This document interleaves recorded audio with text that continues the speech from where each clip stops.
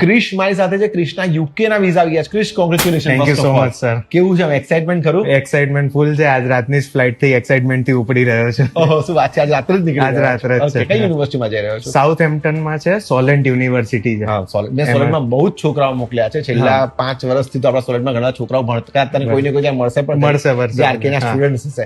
તો તને આમ તો લાસ્ટમાં તને હું ખાસ પૂછવા જેવું નથી, પણ તો પણ તું કે તને આરકે સાથે કેવું લાગ્યું? આરકે સાથે મારો સૌથી બેસ્ટ એક્સપિરિયન્સ રહ્યો છે. જે બી એમના વિડીયોઝ જોયા, કે જે બી મને વાત સાંભળવા મળી છે રેફરન્સમાં, કે જે બી મને રેફરન્સ મળ્યા છે, બધા જ સાચા છે.